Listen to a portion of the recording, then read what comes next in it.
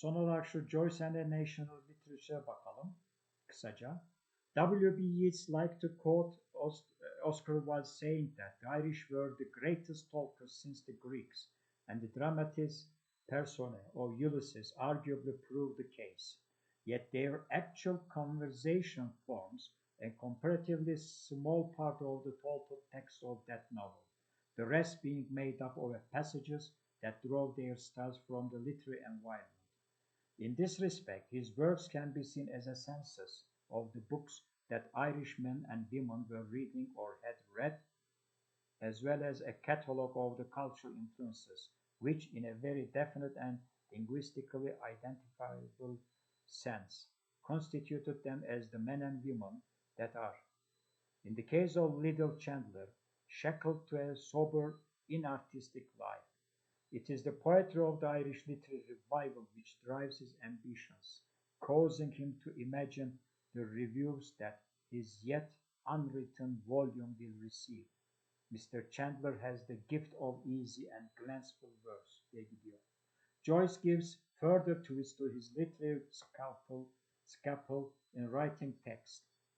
It was a pity his name was not more Irish-looking, a fault which Little Chandler sets out to amend. A comparable fantasist is Gary McDowell, the young woman in the Nausicaa episode of Ulysses, who throws herself into an imaginary relationship with the dark stranger Leopold Bloom, allowing him to glimpse her underwear on Dollymount Strand. Joyce called the manner adopted in this chapter a namby-pamby, marmaladed rosary style, and the language that reflects her counterfactual habits of thought and feeling is gleaned from the columns of Princess Novelette and the Ladies' Pictorial, women's journals replete with tips from the leaders of fashion.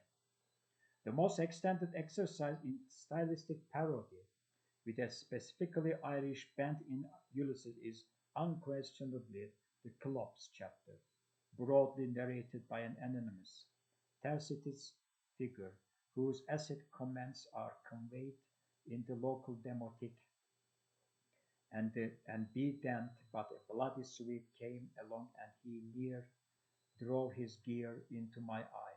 This is in sharp distinction to the gigantism of other passages, for which Victorian translations of Irish hero tales are the chief model.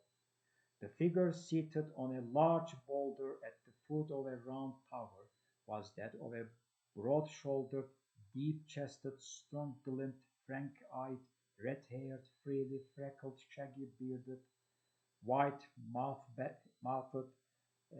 large-nosed, long-headed, deep-voiced Berknil'de gidiyor.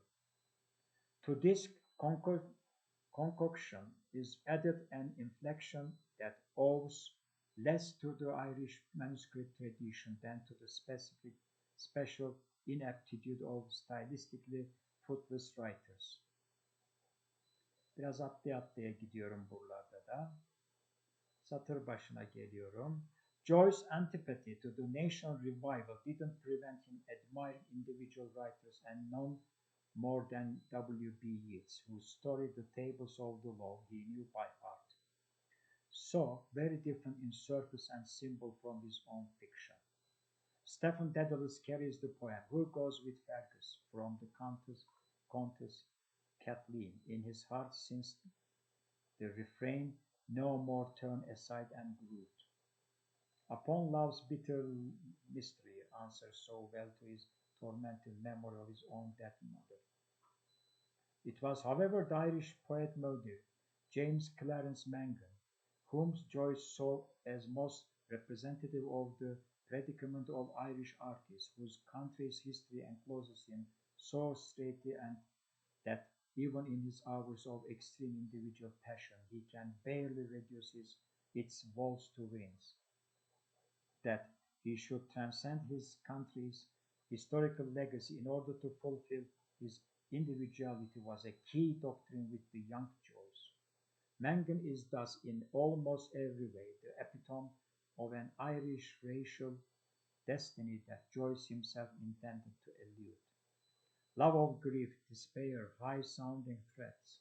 These are the great traditions of the race of James Clarence Mangan, and in that impoverished figure, thin and weakened, and hysterical nationalism receives its final justification. By a large measure, however, it is the nation poet Thomas Moore who occupies most space of all Irish writers in the works of Joyce. Moore, a Catholic educated at Trinity College Dublin, the friend of Robert Emmet and of Lord Byron, was the author of saccharine drawing-room songs accompanying Irish airs arranged for the piano by Sir John Stevenson. Moore promulgated the poetical idea of a lovable Irishman bearing secret sorrows for lost national glories, but manfully resisting the extremes of nostalgia or revolution in pursuit of the unattainable in a modern British world. The scale on which Joyce's books reverberate with lines from Moore's Irish melodies can be judged from the fact that he carefully incorporated the initial phrase of each melody in Finnegans Wake, with a nearby reference to the associated air on each occasion. This act of total recall is barely more than a just acknowledgment of the immense familiarity of Moore's lyrics in Irish society of the time diye devam ediyor. All too often abjectly sentimental, the melodies represent an ambiguous legacy that Joyce pilloried in his glancing sketch in a portrait of the servile head and shuffling feet of Moore's statue in College Street.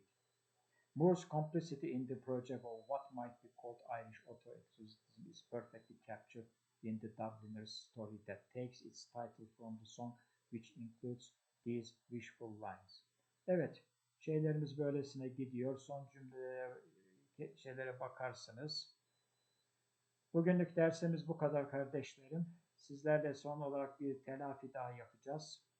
Bunu da yarınki dersimde videosunu yükleyeceğim.